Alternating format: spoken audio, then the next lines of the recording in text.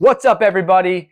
Welcome to the perfect retail property with Progress Realty Partners. My name is Dan Salonis. I'm Adam Dickert. And what we're doing is between Adam and I, we are creating our own individual perfect retail properties. And what that means is we are choosing any retailer who we want, 7 in total, to form what we think personally is the perfect retail property. Anybody but Walmart and Target.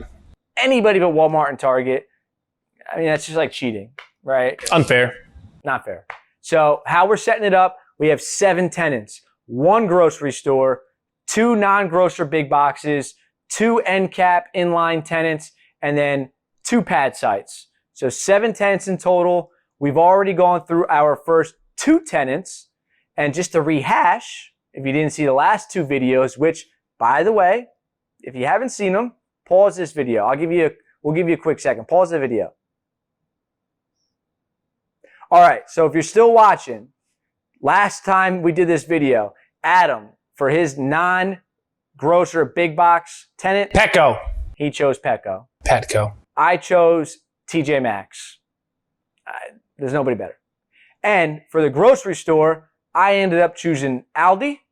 ShopRite, number 1. And Adam chose ShopRite. So all in all so far, Adam has ShopRite and Petco.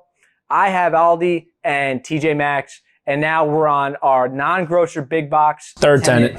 Number 2, which is our third tenant. And in the interest of fairness, because you went first the first time, I went first the second time. So we're doing a little bit of ping pong. I'm going to hit it back to you. Who is your second non-grocer big box tenant who's going to be at your perfect retail property? Adam. Just want to say real quick, I appreciate the ping pong, because once I say this tenant, you're probably going to try to steal it. So I'm glad I'm going up first. Outside of ShopRite, outside of Petco, number 3 tenant, coming in, you're driving up, you're like, wow, this is a nice property. Who do you see? Home Depot, the one and only home improvement store. Did you? Home Depot. What's wrong with Home Depot? Did you look at my notes? Notes. I don't even have notes. Go ahead. What's wrong with Home Depot? Home Depot has 2,200 stores across the country, right? Pretty large footprint, as you'd expect. You know, they're bringing in 2x4s and 10x8s, whatever the hell the other numbers are, right? Our contractors are going to kill us. I don't know the names of any of these things. Pretty large, 95,000 square feet on average, 2,200 stores across the country.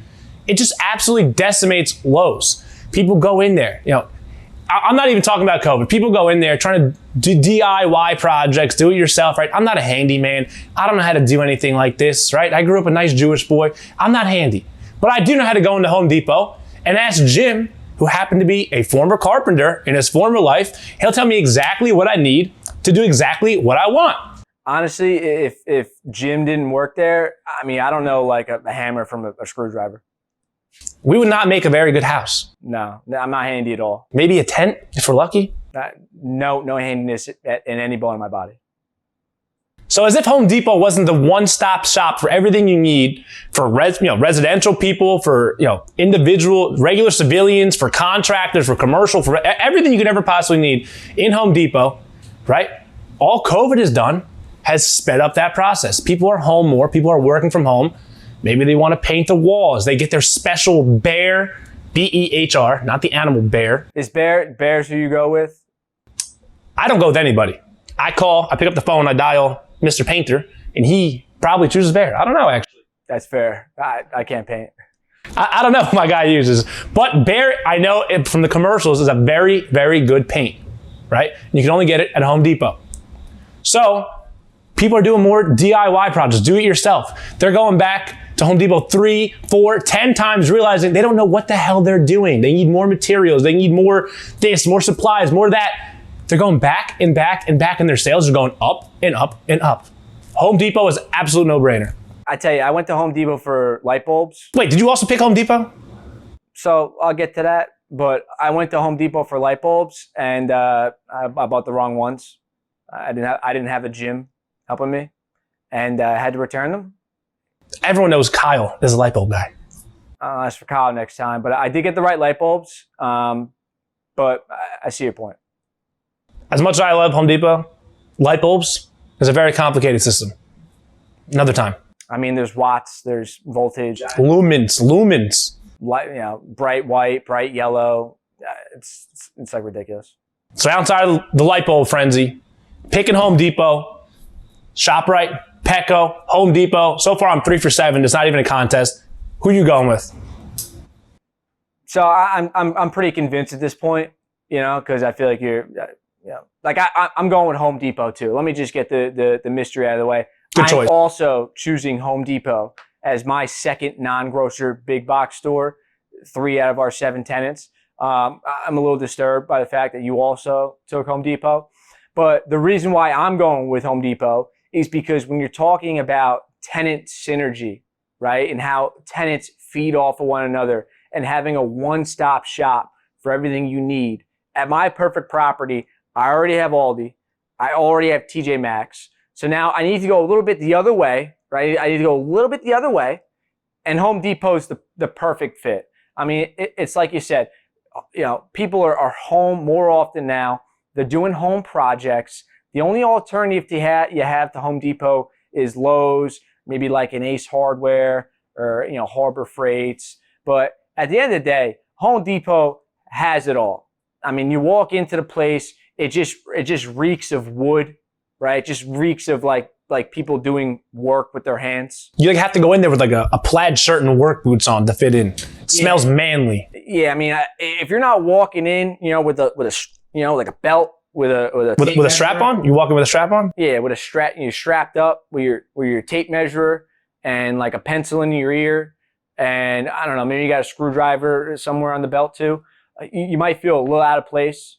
I feel a little out of place being in Home Depot, but I know how valuable they are as a tenant, and so for that reason, they're going to be in my perfect retail property tenant mix. So again, it's all about the synergy. If I go there with my fiance Lauren, who, if you didn't see the last video, I mentioned that she basically has a VIP line at TJ Maxx, right? So if I was handy, which I'm not, I'll be honest with you, I can barely cut a straight line on a piece of paper. So don't give me a piece of wood to cut or a nail to handle. No need. They cut the wood for you.